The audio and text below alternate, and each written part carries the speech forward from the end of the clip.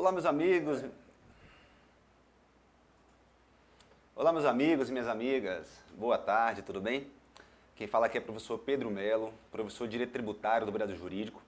E estou aqui para compartilhar com vocês algumas informações relacionadas aos temas essenciais de Direito Tributário para a prova da OAB, feita pela FGV, que vai ser aplicada agora no próximo domingo. Para esse 31º exame de ordem, nós fizemos uma análise relativa a todas as provas anteriormente aplicadas pela FGV, todas as 30 provas, identificamos os 4 principais temas que precisam ser abordados aqui nesse encontro de apenas 30 minutinhos, mas que vai ser muito importante para a sua aprovação. Pois bem, nesse tempo nós vamos falar a respeito do crédito tributário, tanto a respeito da suspensão da exigibilidade, exclusão e extinção do crédito, e um pouquinho a respeito das garantias e preferências deste crédito tributário, como também iremos falar sobre os princípios constitucionais tributários, o sistema constitucional tributário e uma parte relacionada à sujeição passiva tributária.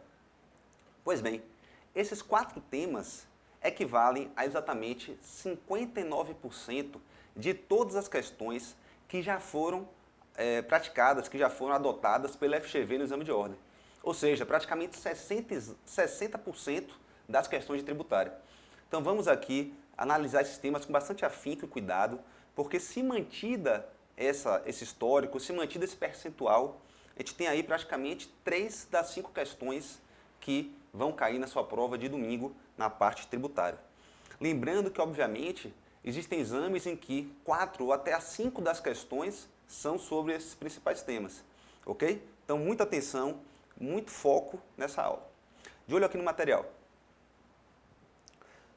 Aqui eu coloquei para vocês o meu Instagram, fica à disposição caso queiram mandar mensagem, caso queiram tirar dúvida, caso queiram material dessa aula. É muito importante que está disponível, caso vocês queiram, eu posso enviar isso aqui para vocês, ok?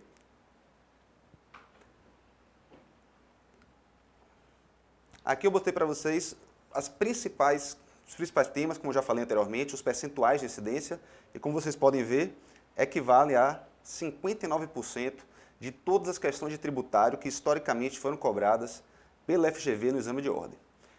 Sem maiores delongas, vamos aqui para a parte relacionada ao crédito tributário. Os principais artigos do CTN que vocês têm que atentar são os artigos 151 a 155A, que falam da suspensão da exigibilidade, os artigos 156 a 174 do CTN e os artigos 175 a 182 do CTN. Ô Pedro, mas são muitos dispositivos, na véspera da prova, não dá para a gente ler tudo isso relacionado a todas as matérias. Ok, esses dispositivos são de grande importância a leitura, mas neste momento de revisão, de última revisão para o exame, é importante que vocês tenham em mente ao menos a distinção entre exclusão, suspensão e extinção do crédito tributário. E principalmente, quais são as hipóteses de cada uma dessas modalidades. Então, para isso, leiam ao menos o artigo 151, que falam das hipóteses, que elencam as hipóteses de suspensão da exigibilidade do crédito, o artigo 156, que fala sobre a extinção do crédito, e o artigo 175, que falam sobre as hipóteses de exclusão do crédito tributário.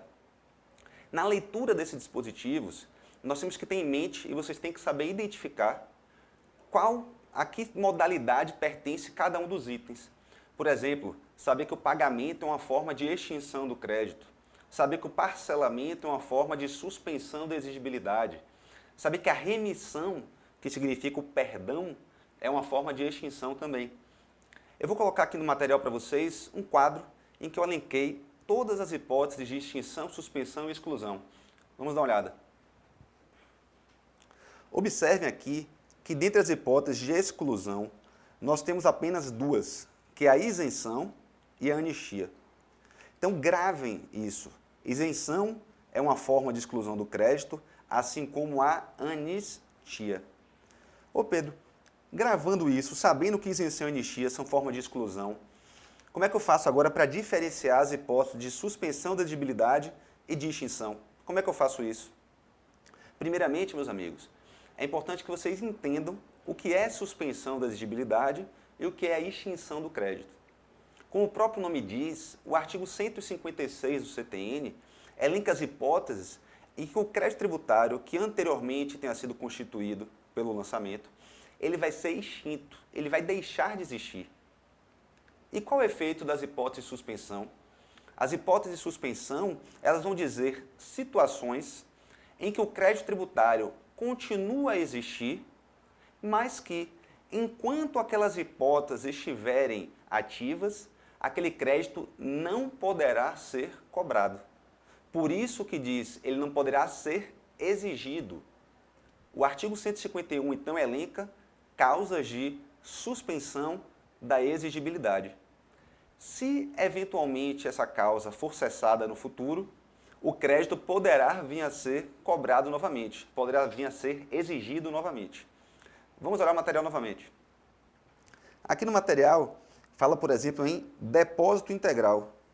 Naturalmente, que o depósito, que é aquele feito no início de um processo judicial, em que a parte quer evitar os efeitos da mora, quer suspender a cobrança enquanto não houver um provimento jurisdicional, isso vai ser uma hipótese de suspensão da exigibilidade. Ao final do processo, se o contribuinte perder a ação, esse depósito será convertido em renda em favor do fisco e fará com que ocorra uma extinção do crédito. Então, o depósito suspende a exigibilidade e a sua posterior conversão do depósito em renda em favor do fisco promove a extinção do crédito tributário. Ô Pedro, você falou aí se o contribuinte ajuizar a ação, fizer o depósito e perder a ação, for sucumbente. E se ele ganhar, por qual razão que esse crédito tributário vai ser extinto? De olho na tela. O crédito tributário, nesse caso, será suspenso pelo depósito integral, mais uma vez, e ao final do processo judicial, haverá uma decisão judicial transitada em julgado. Essa decisão judicial transitada em julgado promoverá a extinção do crédito tributário. Observe que esse raciocínio pode ser feito em relação a liminar em mandado de segurança ou liminar ou tutela antecipada, tutela de urgência e outras ações. Essas hipóteses suspendem a exigibilidade e, ao final do processo, se o contribuinte ganhar a ação, haverá a extinção do crédito pela decisão judicial transitada em julgado. Essa distinção entre hipóteses de suspensão e extinção é de grande importância porque, por vezes, as questões feitas pela FGV simplesmente fazem com que você se confunda, que aquela hipótese seria de suspensão ou de extinção. Então, leiam esses dispositivos, reflitam sobre o que significa cada um desses termos e, com isso, vocês vão saber, na hora da prova, a que modalidade essa previsão legal se enquadra. Se seria suspensão, se seria extinção ou se seria exclusão do crédito. Ainda nessa parte relacionada ao crédito, é importante também relembrar alguns conceitos. Então, por exemplo, o artigo 156 fala da dação em pagamento. Então, a dação em pagamento, que no direito tributário só pode acontecer com bens imóveis, ela ocorre quando o contribuinte, quando o sujeito passivo, entrega um bem diverso do dinheiro como forma de quitação da dívida. Se o contribuinte entregar dinheiro, ele fez o pagamento, e isso extingue o crédito tributário. Mas ele pode entregar outros bens além do dinheiro? Pode. Isso se chama dação em pagamento, mas só pode acontecer com bens imóveis, por expressa previsão legal. Bens móveis, semoventes, não podem ser dados em pagamento. Isso não impede que, numa execução fiscal, esses bens móveis ou semoventes sejam penhorados e leiloados. Mas, de maneira administrativa, o contribuinte não pode ir até a repartição pública e ofertar bens móveis como forma de dação. Além da dação, é interessante relembrar a remissão. Já falei para vocês aqui que a remissão é o perdão. Então, por expressa previsão legal, o fisco irá extinguir um crédito tributário que tenha sido constituído anteriormente por estar perdoando este crédito. Ok? Ô Pedro, o artigo 156 fala também sobre a transação. O que é uma transação? Transação, ela acontece quando as partes envolvidas em certa relação jurídica tributária, elas cedem de maneira recíproca para poder chegar a um meio termo, para chegar a um acordo, para chegar a um consenso. Então, a transação seria quando o contribuinte ele abre mão de parte daquilo que ele gostaria de ter e o fisco abre mão de parte do que ele gostaria, desses interesses que são contrapostos, e, com isso, podem promover a extinção do crédito. Muita atenção à transação, porque ela foi regulamentada de maneira relativamente recente pela União Federal e pode ser um dos temas que a FGV vai cobrar na prova de vocês no próximo domingo. A transação tributária é uma forma de extinção do crédito em que as partes envolvidas, fisco e sujeito passivo, fazem concessões recíprocas de forma a chegar a um consenso. Uma vez feito o pagamento acordado por meio da transação, que também precisa de previsão legal, aquele crédito tributário vai ser extinto. Ok? Antes da gente passar para o próximo tópico, vale a pena fazer algumas concessões, algumas menções, algumas ressalvas, ainda que muito breves, quanto às hipóteses de suspensão da exigibilidade e quanto à questão da isenção, que é uma forma de exclusão do crédito. De olho no material. Tinha colocado aqui para vocês anteriormente que as hipóteses da suspensão da exigibilidade estão no artigo 151, que ela tem o efeito de suspender a exigibilidade do crédito, ou seja, evitar que aquele crédito tributário seja cobrado do contribuinte. Ele tem aqui uma importância muito grande no que se refere às certidões, principalmente naquela chamada certidão positiva, com efeito de negativa. O que significa isso? O CTN, ele prevê que a prova da quitação de determinado tributo pode ser feita, pode ser exigida por meio de uma certidão que mostra aquela regularidade fiscal. Essa é uma certidão negativa. Entretanto, pode existir hipóteses em que o crédito tributário já foi constituído, que esse crédito tributário foi lançado, mas que o contribuinte ainda assim está na situação de regularidade fiscal. Quais são essas hipóteses? Crédito tributário que já foi constituído, mas que por alguma circunstância ele não pode ser cobrado.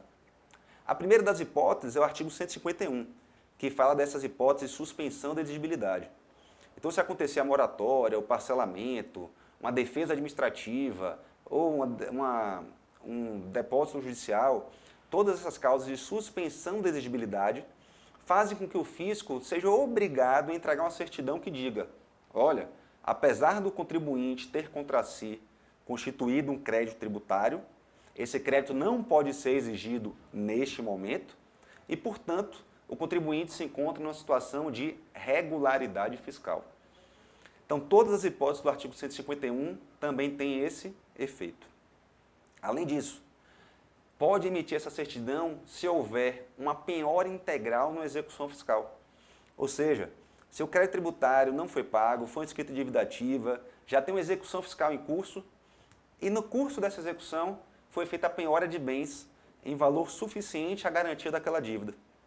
Enquanto o processo judicial tem o seu deslinde, tem eventual leilão, ou enquanto o embargo ou execução fiscal, que é o meio de defesa do contribuinte, que depende dessa prévia garantia, estiver em curso, o contribuinte estará na situação de regularidade fiscal e poderá emitir uma certidão positiva com efeito de negativo. Para finalizar a parte de certidões, se o crédito tributário foi constituído, mas ainda não venceu, mas o prazo concedido pelo fisco para pagar o tributo não expirou, o contribuinte, da mesma forma, poderá emitir essa certidão positiva com efeito negativo. Ok? Vamos lá. Um outro ponto que é relevante para a gente é a parte da isenção heterônoma e a isenção onerosa. Isenção onerosa que está prevista aqui no artigo 178 do CTN. A isenção onerosa, meus amigos, é aquela que é concedida com dois requisitos: prazo certo e mediante o cumprimento de determinadas condições.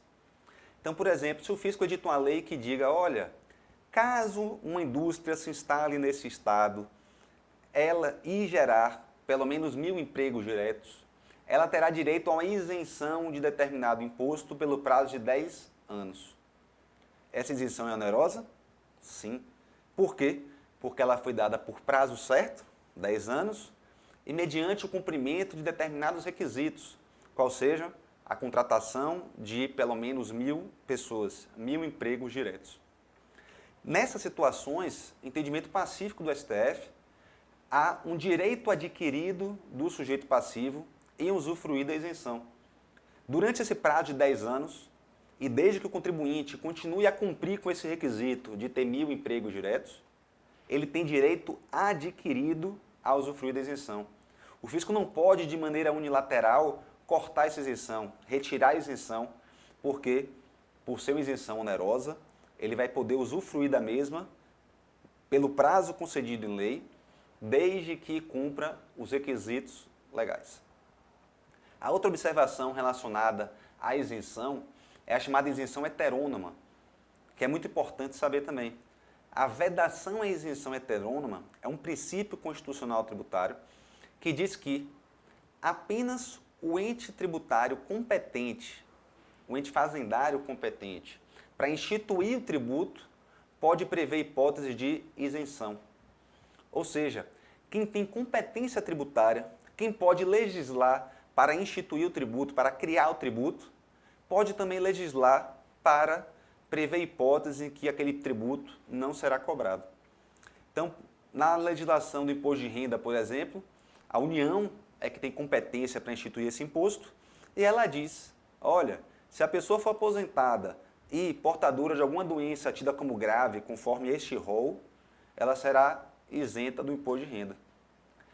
Caso esta isenção tivesse sido conferida ou concedida pelo município, pelo Estado, estaríamos diante de uma isenção heterônoma, uma isenção concedida por um ente que não tem competência tributária tanto.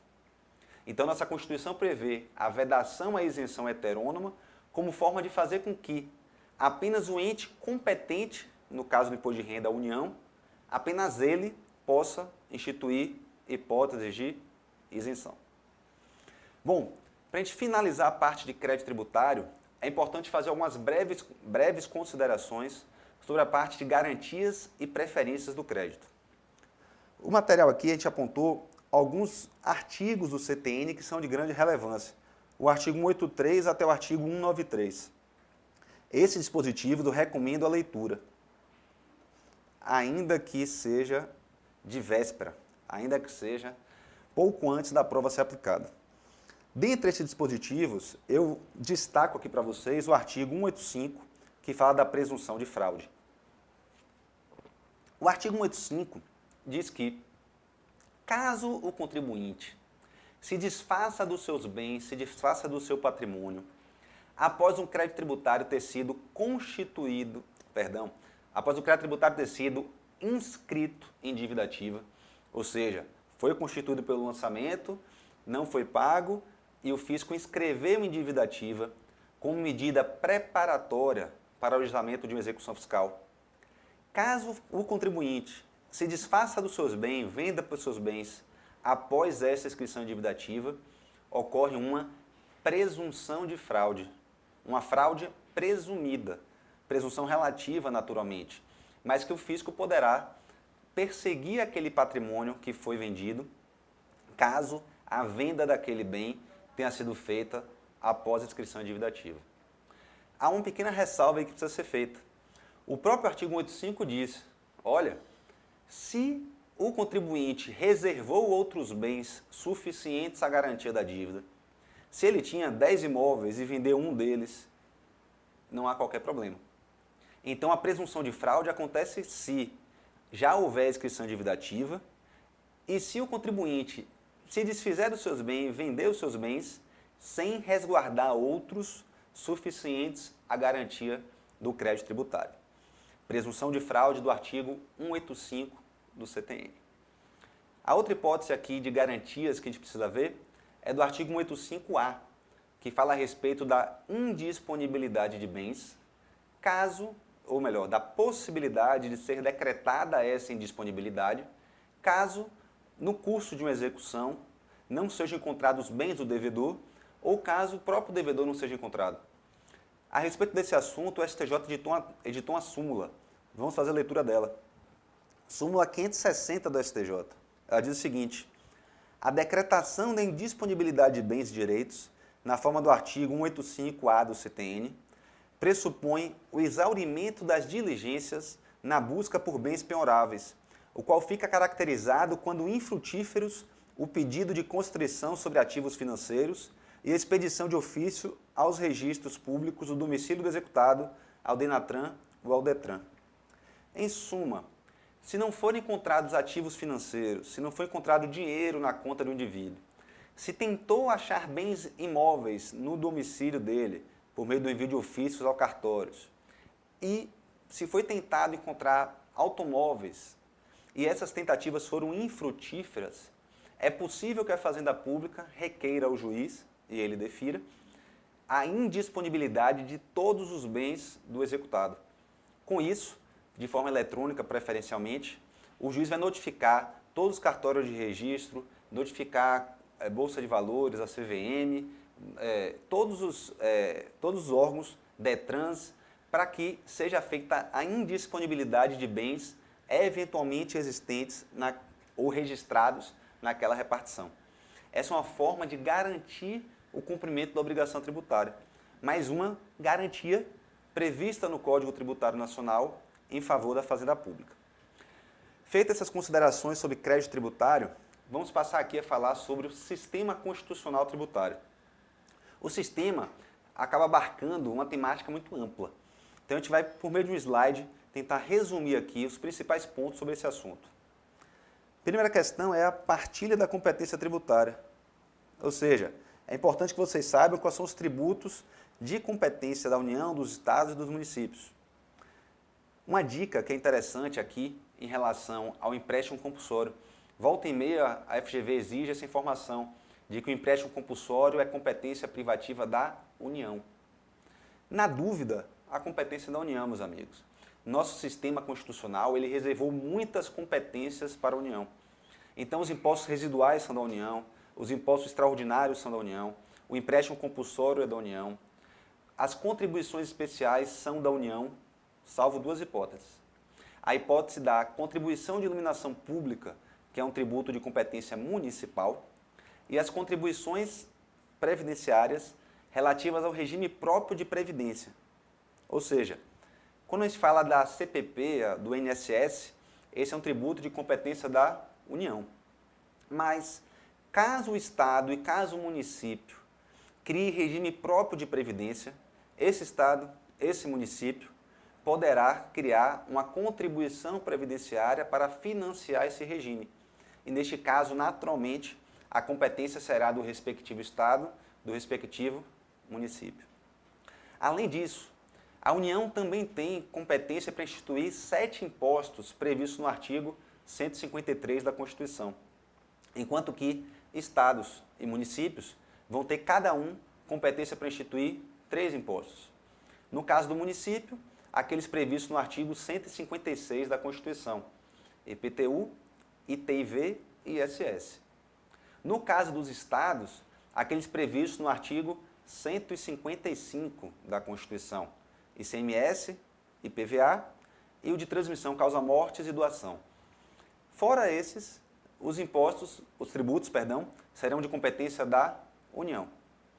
Ô Pedro, e a contribuição de melhoria e as taxas? Estas são de competência comum, ou seja, tanto a União, quanto o Estado, quanto o município poderão instituir tais espécies tributárias, desde que, naturalmente, dentro das suas respectivas atribuições. Se compete ao município fazer a coleta de lixo nas vias lixo, daquela coleta residencial do lixo, apenas o município poderá instituir a chamada taxa de lixo. Ok? Respeitada a competência administrativa, os respectivos entes municipais, estaduais e a própria federal, a própria União, poderão instituir taxas e contribuição de melhoria.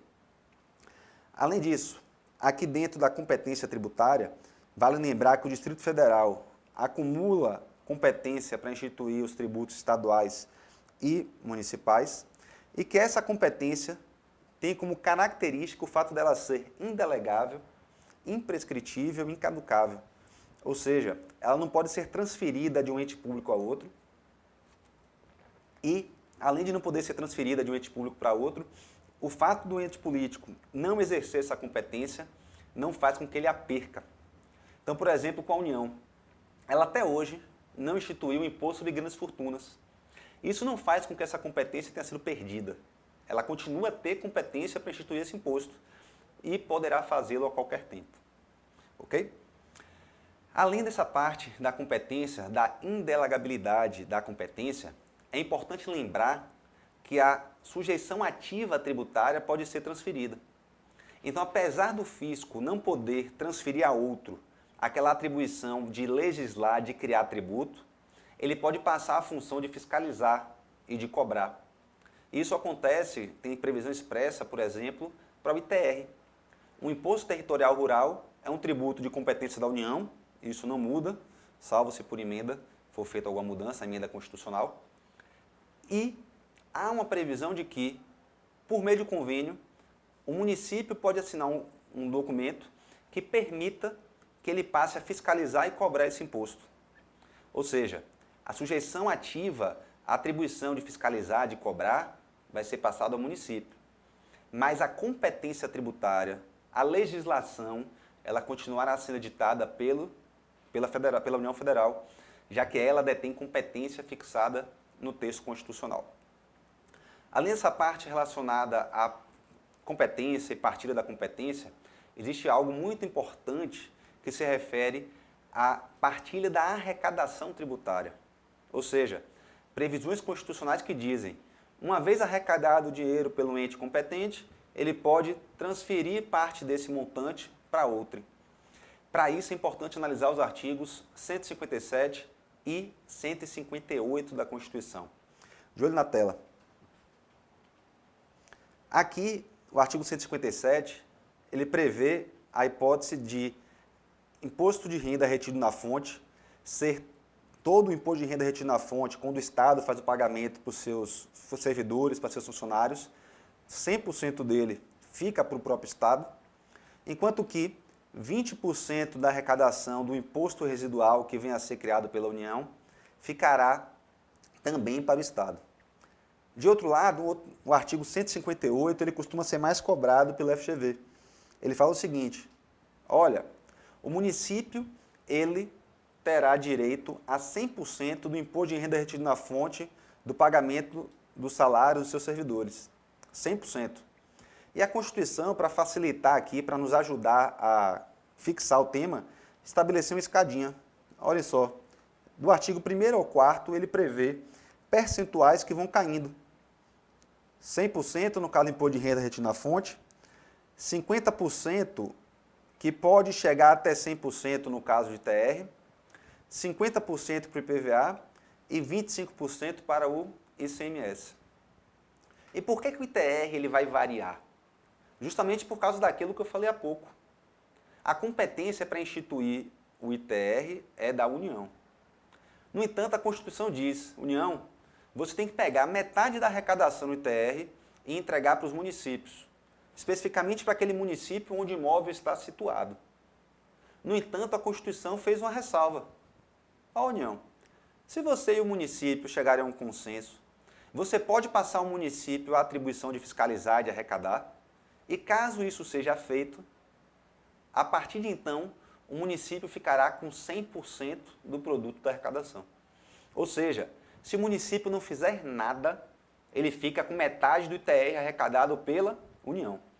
Se o município se dispuser a trabalhar, se dispuser a fiscalizar e cobrar esse ITR, toda a arrecadação do imposto ficará com o próprio município. Para a gente finalizar aqui essa parte de sistema constitucional tributário, peço que vocês se atentem ao chamado papel da lei complementar nesse sistema. O artigo 146 da Constituição estabelece alguns temas que devem ser tratados por lei complementar, como a fixação de regras gerais em direito tributário, por exemplo, a fixação do prazo prescricional, a fixação do prazo decadencial. Isso tudo é papel da lei complementar. No entanto, para fins de prova, é importante que vocês fixem também uma outra situação. A Constituição, ela exige que 4 tributos sejam instituídos por lei complementar. Os outros poderão ser instituídos por meio de lei ordinária. A lei complementar, para esses 4 impostos, é indispensável. Quais são os 4? Um eu já falei aqui para vocês, o empréstimo compulsório.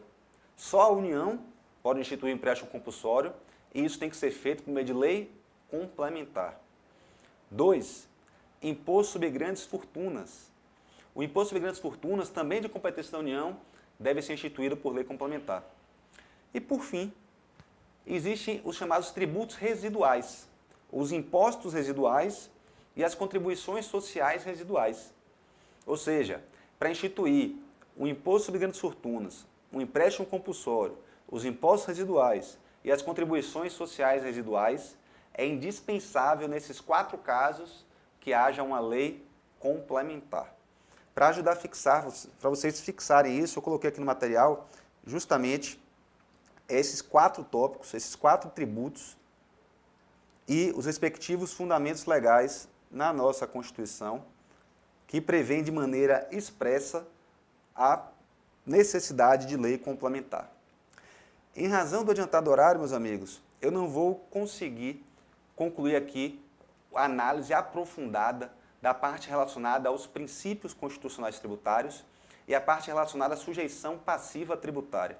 No entanto, eu faço questão de fazer breves considerações sobre isso e alguns apontamentos com base nesse material, que, repito, está disponível para vocês por meio do Instagram ou por meio do nosso site, em que eu posso apresentar para vocês os principais artigos que merecem leitura. Vamos lá, rapidamente. A parte de sujeição passiva tributária, vocês devem se atentar aos artigos 121 a 138 do CTN. Observe que são poucos artigos que falam sobre temas que são de grande relevância. Especial relevância é o artigo 123, que diz que as convenções particulares não são oponíveis ao poder público para fins de alterar o sujeito passivo, e o artigo 126, que fala que a capacidade tributária passiva do sujeito passivo independe da capacidade civil da pessoa física ou da regular constituição da pessoa jurídica. Além disso, coloco aqui na tela para vocês a parte relacionada aos princípios constitucionais tributários.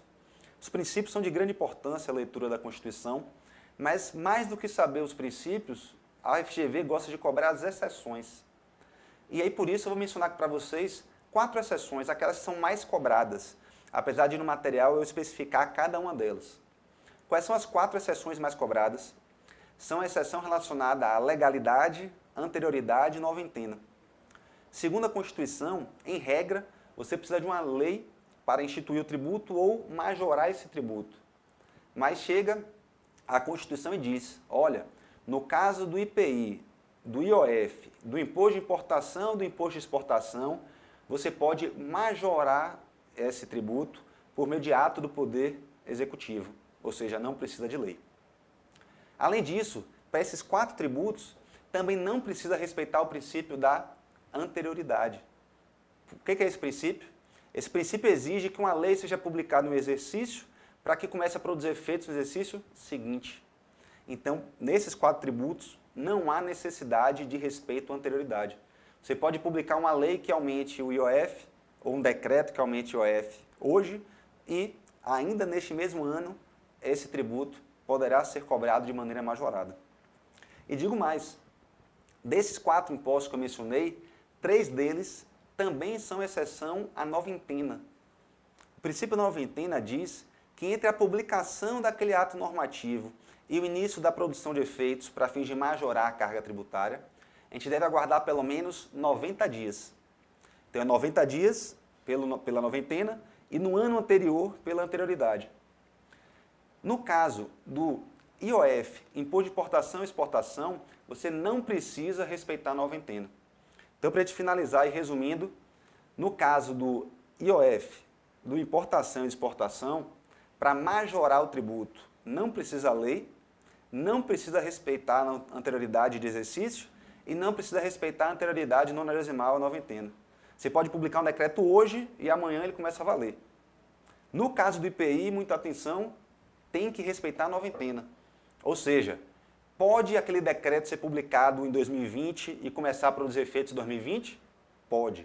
Mas ele tem que aguardar pelo menos 90 dias para aquela majoração entrar em vigor. Então, no caso do IPI, exceção é a legalidade, exceção a anterioridade de exercício, mas não é a noventena. Ok? Muito obrigado pela atenção.